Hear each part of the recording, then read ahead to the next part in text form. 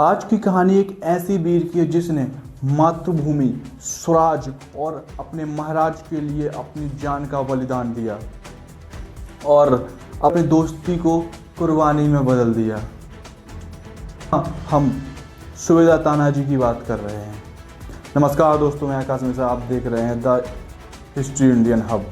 आज हम सूबेदार तानाजी के बारे में पूरी सच्ची घटना जानेंगे कि सूबेदार तानाजी का जन्म 1626 में हुआ था। उन्हें बचपन से ही तलवार चलाने का शौक था। इसी कारण वो छोटी सी उम्र में कुशल योद्धा बन गए। यही कारण था छत्रपति शिवाजी महाराज से उनकी दोस्ती होने का कारण, और आगे चलकर दोनों की दोस्ती इतिहास के पन्ने बन गई। जब शिवाजी महाराज ने स्वराज की नींव रखी तब सूबेदार तानाजी हरदम शिवाजी महाराज के साथ में रहे, उनकी हर योजनाओं में, क्योंकि छत्रपति शिवाजी महाराज तानाजी के ऊपर भरोसा और विश्वासमंद सेनापति मानते थे। इसी कारण उन्होंने अपनी सेना का सेनापति भी तानाजी को बनाया था। धीरे धीरे मराठा साम्राज्य बढ़ने लगा, जिससे औरंगजेब को बेचैनी होने लगी।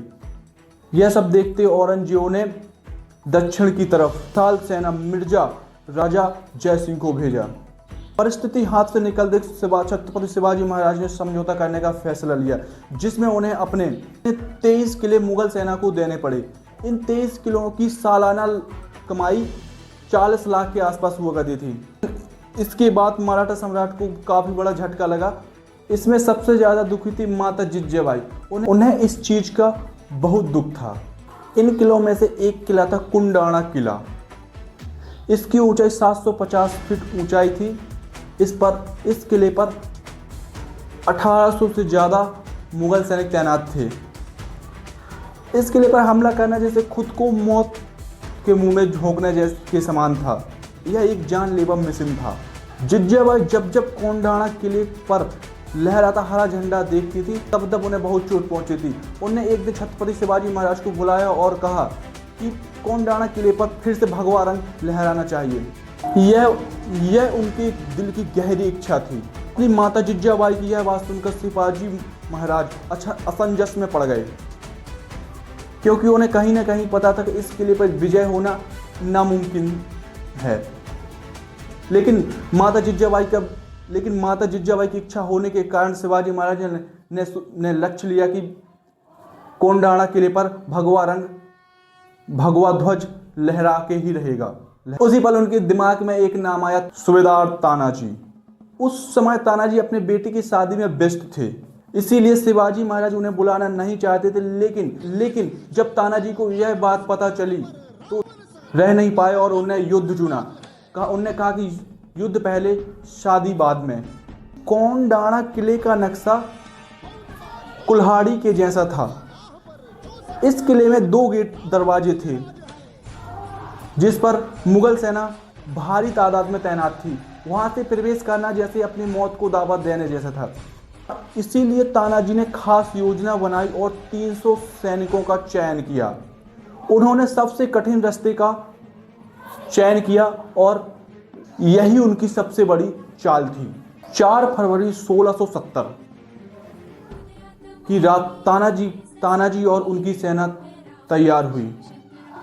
उन्होंने इतनी ऊंची पहाड़ी पर जंगली छिपकली घोरपड़ की मदद से रस्सी को ऊपर पहुंचाया और उसके सहारे उस ऊंचाई पर चढ़ाई करी। और फिर शुरू हुआ असली युद्ध। मराठा सेना हर हर महादेव के नारे लगाते हुए किले के अंदर प्रवेश कर गई। पूरा किला रणभूमि का मैदान बन गया। इसी दौरान तानाजी और उदयभान राठौर आमने सामने आए। दोनों के बीच भीषण युद्ध हुआ। दोनों के शरीर लहू लोहान हो गए, फिर भी पीछे हटने को कोई नाम नहीं ले रहा था।